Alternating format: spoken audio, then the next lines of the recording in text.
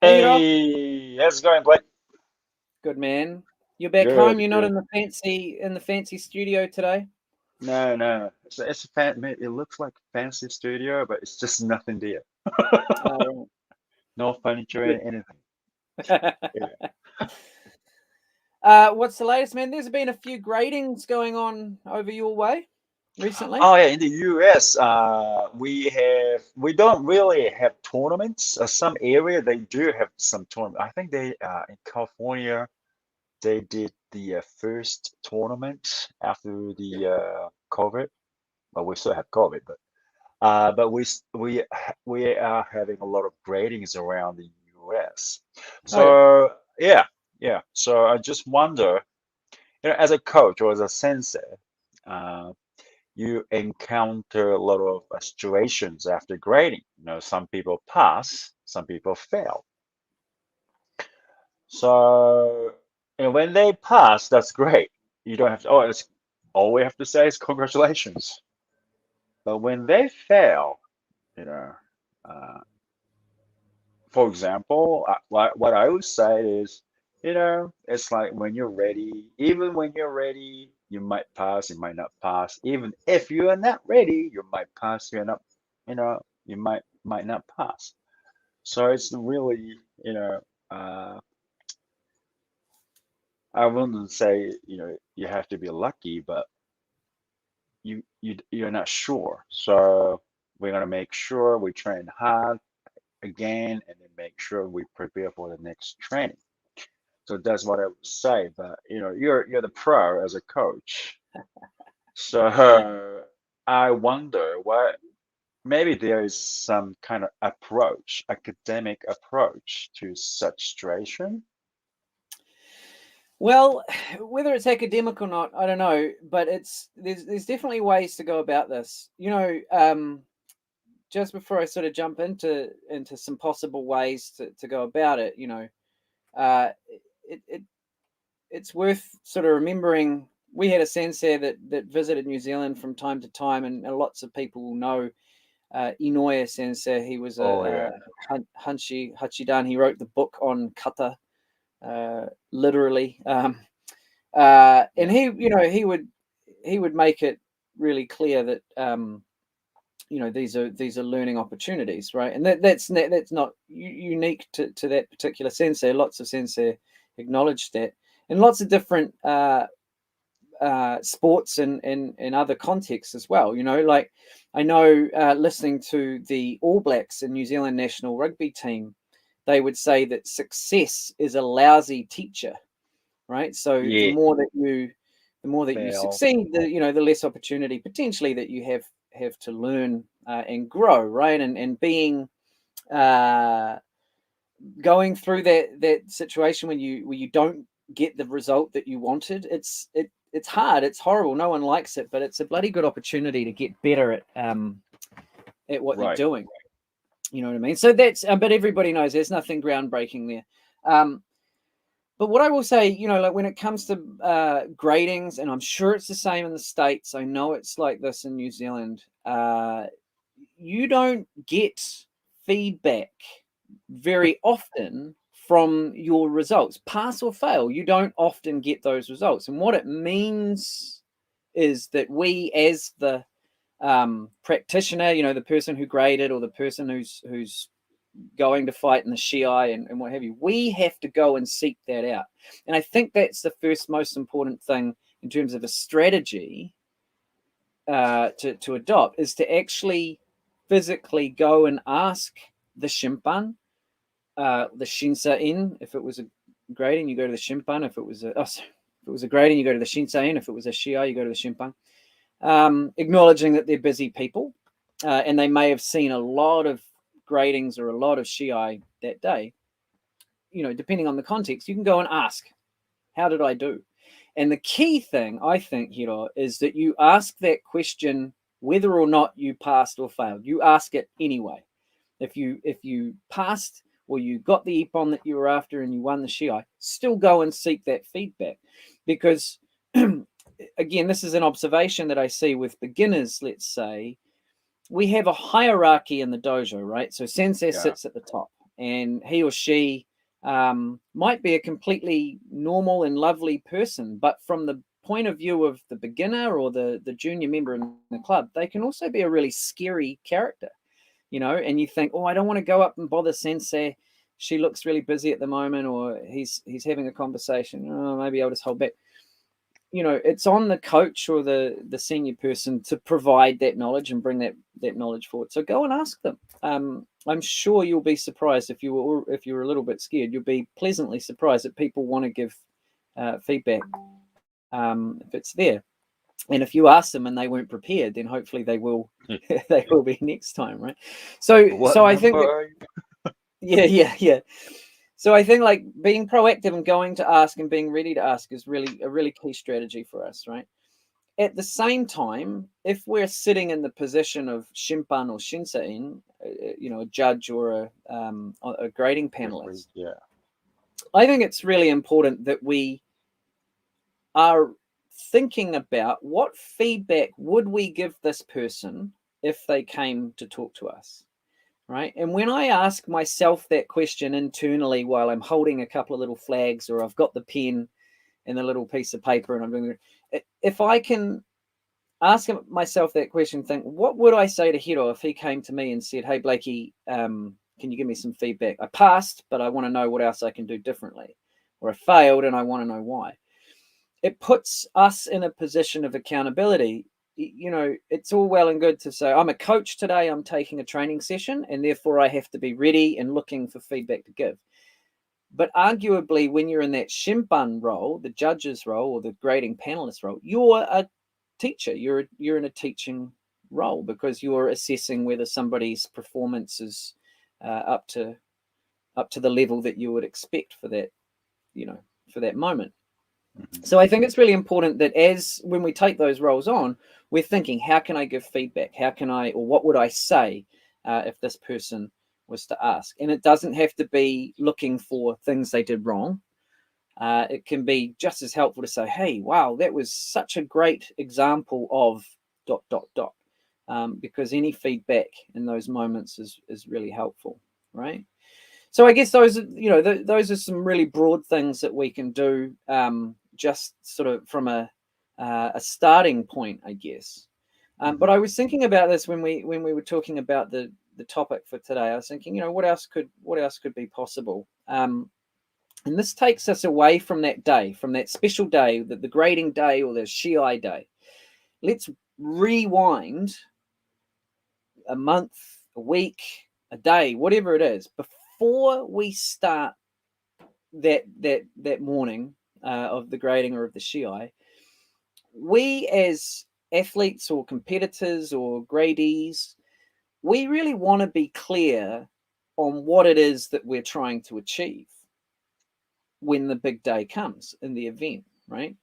And that's something that we can do during training. And when I would run trainings down in the Christchurch club, we spent a lot of time before training started on the whiteboard. And we would get into little groups and say, all right, today, what I'm working on is blah, blah, blah.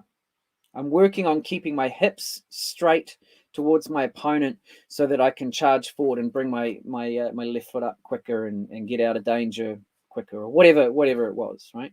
But I was very, very clear as a practitioner what I was working on today. And when I was able to be clear on what I was working on, I was also clear on where my strengths were, right? So what I can use when I go into a grading or into a shiai. I know that I've got a really good debana kote that I can bring out, but I also know that just one kote doesn't always take it. So I have to work on my ai kote men or something along those lines. So I know my strength so that I can know what my work on will be for that day. So when we're clear on what we want to work on, where our strengths are and where our weaknesses are, or areas for improvement, when we go into those grading situations or those shiai situations, we can be much more deliberate with the feedback that we seek. So let me give you an example, right? So let's use that kote men example, right? And I'm doing a nidan grading. I know that I can do a debana kote, but I also know that ai kote men will really help me make a good impression with the judges, right?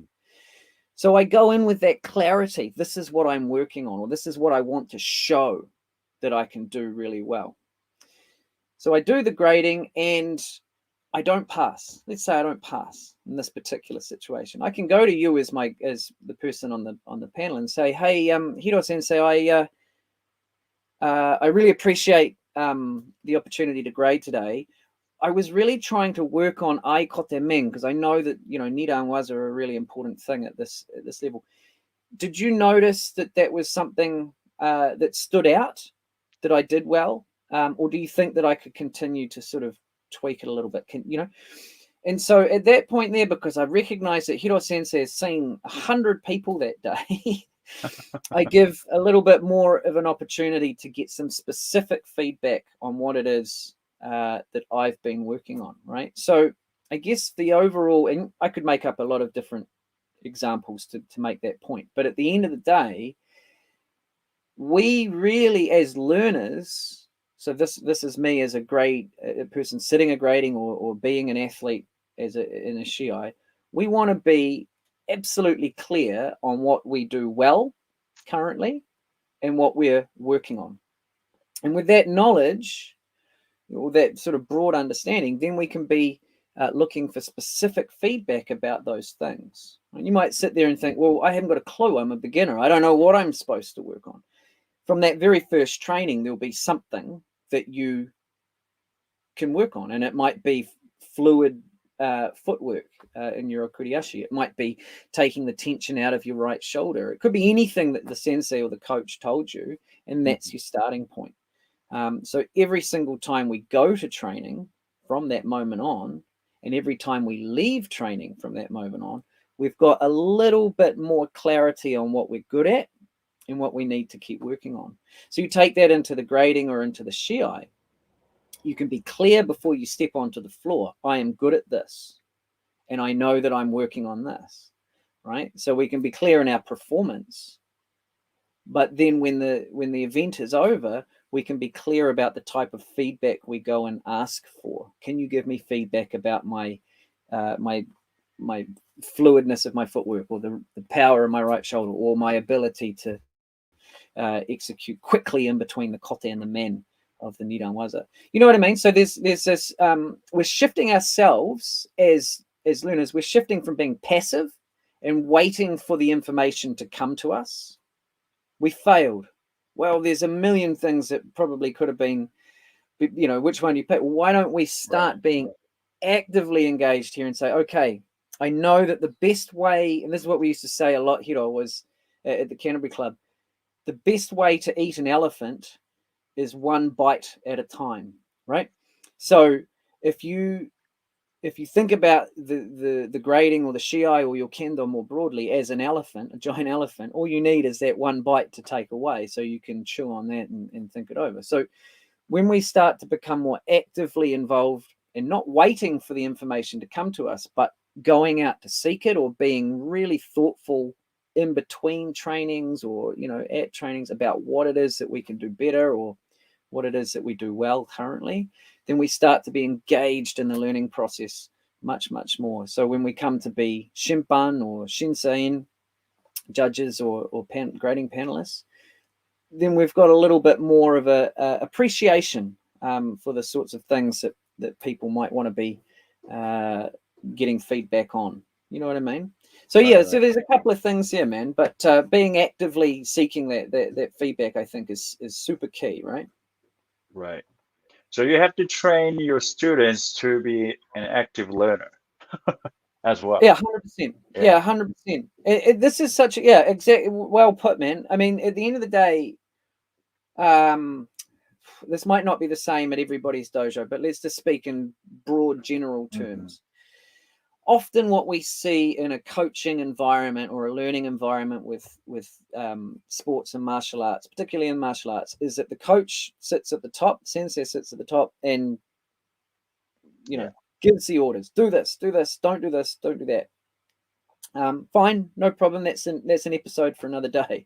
But what we want to make sure is that the people who we're instructing, the athletes or the students, whatever you want to term them, your kohai or whatever, that they are participating in that. They're active in it. So specifically, here's a really good example that I gave the other day, actually, at a training. We can stop the training and say, right, everybody, your left foot keeps moving past your right foot before you strike men. All of you, keep an eye on that.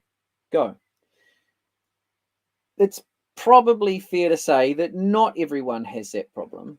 Right. It's a couple of people, maybe it's a majority, whatever. But to stop everybody's training to provide that general feedback interrupts the person who that doesn't relate to, is having a really good. So when we give blanket feedback to everyone on a reasonably generic thing, it's an easier way to be a coach, but it's not always an effective way. What we really want is for our athletes to be more and more aware, as I said before, of what they do well and what they need to improve on. And when they can come to us at the end of training, when we sit down, we say, arigatou gozaimashita, and we, chew the fat a little bit, talk about some stuff. I try as best as I can. I'm not always great at it, but I try to say, hey, tell me how you went today. If I was in the sensei role, right? Tell me what you learned today. Tell me what you did well today, or something along those lines. So I'm trying to bring the learner into the conversation rather than saying, you need to do this, you need to do this, you need to do this, and I can say you did something good and something that you need to work on. That's fine. But if I can bring them actively into it by saying, tell me, what were you working on today and how did it go? And of course, it probably works. Well, it does certainly work even better if you can start the training with that.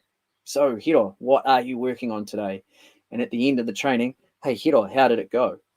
So that sort of closes the loop for people, and they start to take accountability for their own learning. Because as we know, unlike some sports where there's a little bit of a microphone between the coach and the player, Yeah. we don't have that. When you're on the floor in kendo, you're on the floor by yourself, and it's just you and this little guy in here, right? Right. So the better we become at knowing where our strengths lie and where our weaknesses or our areas for improvement lie, the more effective we become on the floor to adjust according to our opponent and to the situation, to where you're standing on the floor in relation to the white lines, all sorts of stuff. You can start to self-regulate more because you're used to thinking about your kendo rather than being told what your kendo should be. Does that make sense? Yeah. It's a bit of a shift. It's a bit of a philosophical shift for some people, but Right. it's all part of it, man. Right. It's very important that students know. I mean, everyone should be aware of what they should be working on, what they want to work on, or what they need to work on that day. Otherwise, you just go to you just go to a dojo and you just exercise and then go home. Yeah, exactly. Yeah. So yeah, Yeah, exactly. yeah. It's pretty hard to train students like that too. After It, years of telling them what to do, and then now they go, okay, you think about what you're going to do, and they go, oh, okay. Absolutely, Yeah. mate. Honestly, you're absolutely right, and I've had that numerous times where I've taken this, totally different approach to coaching in the dojo, something that's arguably come from the Western research, a lot of influence from sports, team sports, etc., and trying to put that into a, let's say, for argument's sake, an Eastern context, with certain ways of certain assumptions and cultures wrapped around what we do, and it doesn't always fit. It doesn't always fit, and it certainly is not something that you can just drop on the people at Yeah. training and expect it to go well.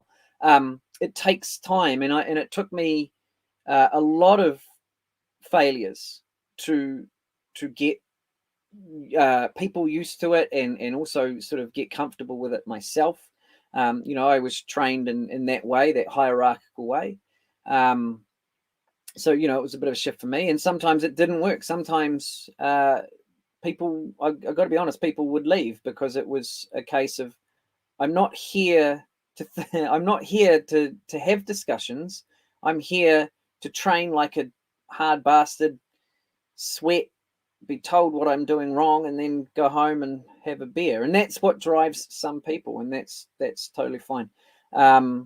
What, as I've always sort of said in these discussions, is that in our conversations, is that we have to be able to try and match the needs of our learners with, you know, the way that we, you know, the information that we provide and the way that we provide it, right? But I think that it's also important to know that, or remember that, we're not in those traditional, shall we say, traditional Japanese sorts of training contexts, you know, after school clubs and things like that. We're dealing with young people or, you know, older people who have been through different education systems, have different views on what they do with their body and how they do it, you know. So it's highly likely, if you give it time and sort of warm people up and you work with them, that this will become a preferred method of training in your dojo. You say, rightio, what we're going to do today is just open it up a little bit. What do you think you're good at? Talk to the person next to you. You don't have to share it with the group. You don't have to share it with me. I just want you to get used to thinking about what you're good at in your kendo. Have a discussion for a couple of minutes, share that with each other, and then say, okay, now let's think about one particular thing that you'd like to work on. Just personally, you don't have to quote me or, you know, take advice from anyone else. What would you like to work on? And it might be technical, it might be mental, it could be anything. You don't have to share it, just be aware of it. So when we go into training today, and we're going to do the same old stuff, start off with kirikaishi, 5 men, 5 kote, 5 do. We're going to do the same stuff. While we're doing those Kihon exercises, keep in mind what you're good at and keep in mind what you're working on. And you don't have to share that with anyone yet, but be aware of it. And then sort of add to that over the weeks, right? And then be a little bit more comfortable sharing that information. You know, a little bit more comfortable asking questions about that information, you know, and sort of warm people up and work towards it. So I think, you know, naturally, people will enjoy having the opportunity to talk about and think about their own kendo and what's relevant to them, rather than being told all the time.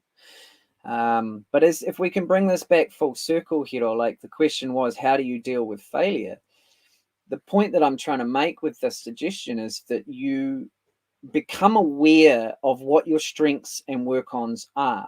So when you're faced with that failure, and equally when you're faced with that success, because we'll have both, the opportunities to have specific learnings from those experiences becomes more valuable. There's more value in failing because we're specifically asking for feedback on that thing that we've been working on, or something that was a complete blind spot to us, right? But we're actively engaged in thinking through it, rather than let's turn up and give it everything we've got and see what happens, and it didn't work. Oh, well, I'll try again next time, which notoriously gradings in kendo can be like. You can go home with no information whatsoever. So I think it's important to know what you want to know. Ask the questions that are relevant to you and your kendo and what you want to get out of it and what you're working on now. You can ask those sharp questions, then the value of that failure and that value of that success as well increase, I believe. Yeah. That's great. That's great, man. That's great. That's great point for all the learners, including us, Yeah, for totally, sure. man. Yeah. Totally. Yeah. It's it's really helpful for coaches and Shimpan and Shinsen to keep that in mind as well. What Yeah. feedback can I give this person based on, you know, what I know of them or what I've seen? You know, what would I say? Hey, speaking of all this stuff, this is our last one for the year, eh, Hiro? Yeah. Yeah. Something like that. It's pretty, yeah, end of the year, right? I don't know. Santa will be here soon. He's coming on a All surfboard right. to New Zealand. Remember, Oh, he to used to New surfboard? Zealand, right? Yeah. With a huge mask on, maybe Yeah, yeah, this year. yeah, yeah. But next year, when we set a date to pick it up, I'd like to suggest that we do a little bit of coaching specific stuff. So we call it coach Right. pedagogy, or the art and the science of coaching. So I figured that we could start broadly with, how do we coach? How can we, I'm talking about all these concepts. Well, how can we actually put those things into practice? So anyone out there has suggestions or questions or possible directions that we could go in relation to coaching kendo, all grades, all ages, all motivations, send them Right. through either in the comments or to us via email, Facebook, and give us a bit of a steer on the stuff that you think will be valuable, eh? Yeah, and then those who are probably, if you say coaching, maybe some of them are like, "Oh, I'm not a coach." Ah, yes. So anyone who are like senior members of the dojo, you have to teach beginners, for example, and then you really do need to know how to approach those beginners. I had a lot of I trained a lot of beginners. I failed a lot because I didn't know how to approach them. So everyone has to know how to teach. If you don't want to, if you don't want to be a coach, you have to be an instructor. So please do. If you have a question, I'm a senior at the dojo. I have to sometimes teach beginners. I don't know what to do. What shall I do? Kind of thing. Yeah, If you have absolutely. those questions, yeah, just throw those things at us, and hopefully we can hit them back at you. Totally.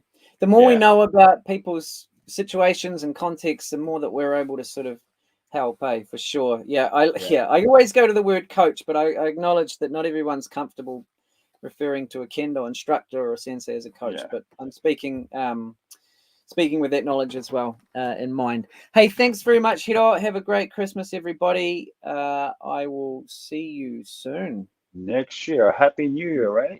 Happy New Year, man. Yeah, 2022. Right on. 2022. Better be Yeah, good. man. All right. Yeah. Okay. All right. Catch you, Thanks, man. bro. See you. See ya.